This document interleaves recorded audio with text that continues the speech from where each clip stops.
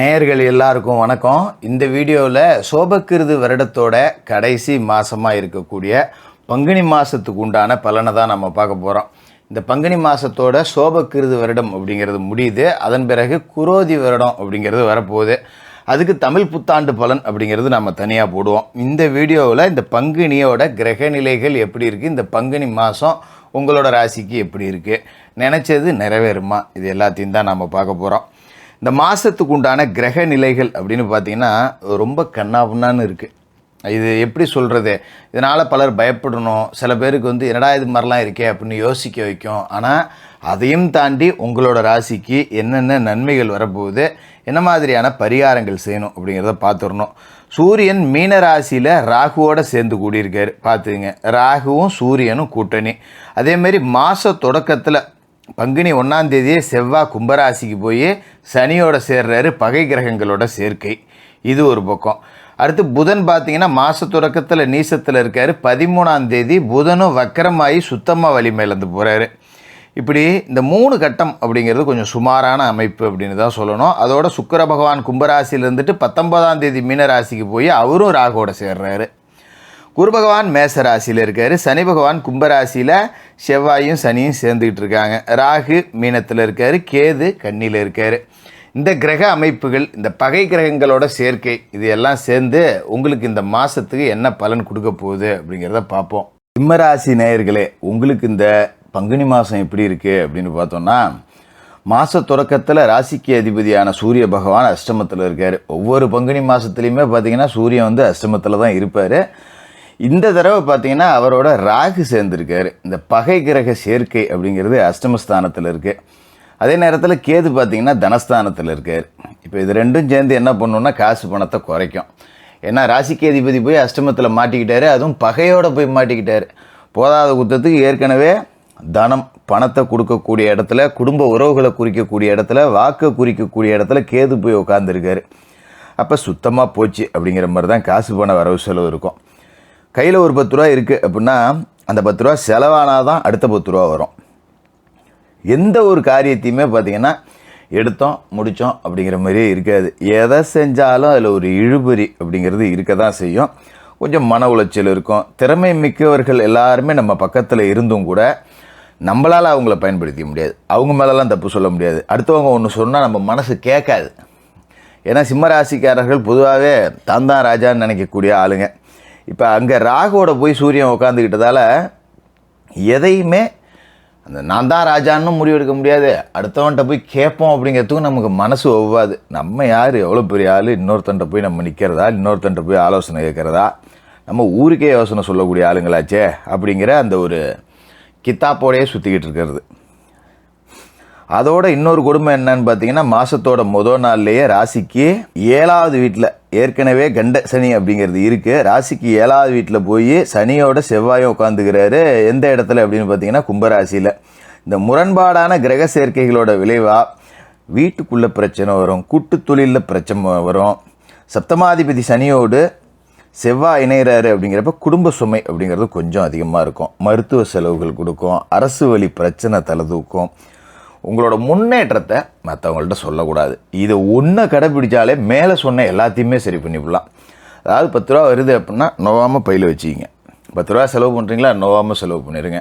நம்மளோட வரவு செலவு என்ன, நம்ம வேலையில் எவ்வளோ சம்பாதிக்கிறோம், ஆஃபீஸில் என்னென்ன பிரச்சனை நடக்குது, இல்லை குடும்ப உறவுகள் எப்படி இருக்குது, குடும்பத்தில் எவ்வளோ செலவாகுது, மீதி எவ்வளோ இருக்குது, நம்மள்ட்ட எவ்வளோ நகை நட்டு இருக்குது, செஞ்சிற தொழிலேருந்து என்ன வருமானம் வருது, இது எல்லாத்துலேயுமே ரகசியத்தை காப்பாற்றணும்.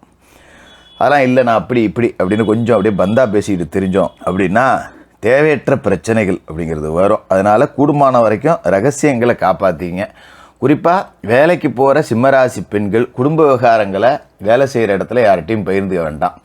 அதுமாரி ஆண்கள் தங்களோட வருமானம் குறித்து யார்கிட்டையும் பகிர்ந்து வேண்டாம். குடும்ப விஷயங்கள் ஆஃபீஸுக்கு போகக்கூடாது, ஆஃபீஸ் விஷயம் குடும்பத்துக்கு வரக்கூடாது. என்ன பிரச்சனைனாலும் அங்கேயே அதோடு முடிச்சுக்கிட்டு வந்துடணும். கொஞ்சம் லேசாக கடன் சுமை அப்படிங்கிறது தலை தூக்கும். திறமைக்குரிய அங்கீகாரம் கிடைக்கலையே அப்படிங்கிற ஒரு வருத்தம் இருக்கும். இதை சரி பண்ணுறதுக்கு பங்குனி 13ஆம் தேதி மீனத்தில் இருக்கக்கூடிய புதன் வக்கரமடைகிறார். அதாவது ராசிக்கு 2க்கும் 11க்கும் அதிபதியான புதன் அப்படிங்கிறவர் பார்த்திங்கன்னா ஏற்கனவே நீசத்தில் இருக்கார், இப்போ வக்கரமும் அடைகிறார். இந்த பொருளாதார பற்றாக்குறை, உறவுகள் பகை அப்படிங்கிறதெல்லாம் இவர் கொடுத்தாலும் கூட சில நன்மைகள் அப்படிங்கிறத செய்வார். ஏன்னா புத ஆதித்ய யோகம் அப்படிங்கிறது கிடைக்குது.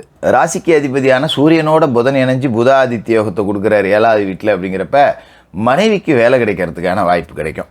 இப்போ மனைவிக்கு வேலை அப்படிங்கிறது ஒரு எக்ஸ்ட்ரா வருமானம் தான். வீட்டில் ஒருத்தர் சம்பாரிச்சிக்கிட்டு இருந்தால் இப்போ 2 பேர் சம்பாதிக்கிறோம். என்னங்க அஷ்டமஸ்தானத்தில் போய் இது நடக்குது, இப்படி நடக்குங்கிறீங்களே அப்படிங்களாம். ஆனால் இந்த புத ஆதித்ய யோகம் அப்படிங்கிறது ஒரு அற்புதமான பலனை கொடுக்கும். புத ஆதித்ய யோகம் மட்டும் இல்லை, சுக்கிரனும் 19ஆம் தேதி போய் தன்னோட உச்ச வீடான மீன ராசியில் அஷ்டமத்துக்கு போகிறாரு. புத சுக்கிர யோகத்தையும் கொடுக்குறாரு, நீசபங்க ராஜ யோகத்தையும் கொடுக்குறாரு. இதனால் அஷ்டமத்திலேயே கூட்டு கிரக சேர்க்கை இருந்தாலும் கூட நீங்கள் பட்ட பாட்டுக்கு பலன் கிடைச்சிடும். நல்ல மனிதர்களோட நட்பு அப்படிங்கிறது கிடைக்கும். உத்தியோகத்தில் இருந்த குறுக்கீடுகள் அப்படிங்கிறது மாறும். எது எப்படி இருந்தாலும், என்ன பிரச்சனை வந்தாலும் எல்லாத்தையும் சமாளிக்கக்கூடிய அளவுக்கு சில நல்ல சம்பவங்கள் அப்படிங்கிறதும் தொடர்ச்சியாக நடந்துக்கிட்டே இருக்கும். சரி போடா, இதெல்லாம் தான் இருக்கேன் நம்மக்கிட்ட, எது வந்தாலும் பார்த்துக்கலாம் அப்படிங்கிற மாதிரி ஒரு நேர்மறை ஆற்றல் அப்படிங்கிறது கிடைக்கும். சில பேருக்கு புது வண்டி வாகனம் வாங்கக்கூடிய யோகம் இருக்கும். அதுமாரி சில புது வங்கிகளில் வங்கி கணக்கு தொடங்கக்கூடிய யோகம் அப்படிங்கிறதும் இருக்கும். ஆடை ஆபரண சேர்க்கை இருக்குது. உறவுகளுக்குள்ள நிறைய விருந்து விசேஷங்கள், சுப நிகழ்ச்சிகள் அப்படிங்கிறது நிறைய நடக்கும். உறவுகளோட கூடி அதிக நேரத்தை செலவு பண்ணி ரொம்ப சந்தோஷமாகவே இருப்பீங்க. அப்படிங்கிறதால இந்த காலகட்டம் அப்படிங்கிறதும் உங்களுக்கு ஒரு அற்புதமான காலகட்டம் தான். அதை பற்றி நீங்கள் பயப்பட வேண்டியதில்லை. அதோட பொது வாழ்க்கையில் இருக்கிறவங்களுக்கு தன்னலமற்ற சேவைக்காக பாராட்டு கிடைக்கும். அதாவது தனக்கு ஒன்றுன்னா கூட நாளைக்கு பார்த்துக்கலாங்கிறது, அடுத்தவனுக்கு ஒன்றுன்னா ஓடி ஓடி ஓடி ஓடி செய்கிறது. இந்த மாதிரி செய்கிறதால மற்றவர்களால் மதிக்கப்படக்கூடிய ஒரு நபராக இருப்பீங்க. அவரை நம்பி என்ன வேணாலும் செய்யலாண்டா அப்படின்னு. தொழில் வியாபாரம் செய்கிறவங்களுக்கு ஏற்றமும் இறக்கமும் கலந்த ஒரு நிலை இருந்தாலும் கூட, உத்தியோகத்தில் இருக்கிறவங்களுக்கு பணிச்சுமை அப்படிங்கிறது கூடுனாலும் கூட அதுக்குண்டான வருமானம் அப்படிங்கிறதுக்கு பஞ்சமே இருக்காது. அதோட மாணவ மாணவிகளுக்கு பாராட்டுகள், படிக்கும்போதே வேலை கிடைக்கக்கூடிய அமைப்பு, கல்வி சாராத பிற விஷயங்கள் இருக்கு இல்லையா, ஒரு விளையாட்டு போட்டி, ஒரு ஓவிய போட்டி, ஒரு இலக்கிய போட்டி, இந்த மாதிரி விஷயங்களில் கலந்துக்கிட்டு பெரிய அளவில் சாதனை படைக்கக்கூடிய ஒரு வாய்ப்பு அப்படிங்கிறது இருக்குது. இந்த காலகட்டத்தில் ஏதாவது போட்டி கீட்டி நடந்தது கலந்துக்கிட்டிங்கன்னா பரிசு வாங்கிறதுக்கான வாய்ப்புகள் அப்படிங்கிறது உங்களுக்கு ரொம்பவே பரிபூர்ணமாக இருக்குது. அதோட ராசிக்கே குருவோட பார்வை இருக்குது. இதை மறுத்தரவே முடியாது. குரு பகவானோட அருள் பார்வை ராசியில் இருக்குது. குரு பகவான் 9வது வீட்டில் இருக்கார். அப்படிங்கும்போது ஓடுனவனுக்கு 9ல் குரு அப்படிங்கிற அமைப்பு உங்களுக்கு ரொம்ப அற்புதமாக இந்த மாதத்தில் வேலை செய்யும். அதோட குரு பார்வையும் இருக்கிறதால புது வண்டி வாகனம் வாங்கலாம். சைக்கிளில் போனவங்களுக்கு பைக்கு, பைக்கில் போனவங்களுக்கு காரு அப்படிங்கிற மாதிரி ஏதோ அவங்கவுங்க வசதிக்கு தக்கன ஒரு வாகன யோகம் அப்படிங்கிறது இந்த மாதத்தில் இருக்குது. அதோட மாதம் முழுக்க அஷ்டமத்தில் சூரியன் ராகு சேர்க்கை இருக்குது பார்த்தீங்களா, இது அஷ்டமஸ்தானத்தை வலு சேர்க்குது. இது கொஞ்சம் நல்லதில்லை. ராசிநாதனோட ராகு சேரும்போது எதா இருந்தாலும் ஒரு சாதாரணமாக இன்றைக்கி ஆரம்பித்து நாளைக்கு முடிக்கிற விஷயம் கூட 2 நாள் இழுக்கும். கொஞ்சம் தடை தாமதம் அப்படிங்கிறது இருக்கும். சில பேருக்கு பார்த்திங்கன்னா சின்ன சின்ன உடல் உபாதைகள் அப்படிங்கிறத இருக்கும்.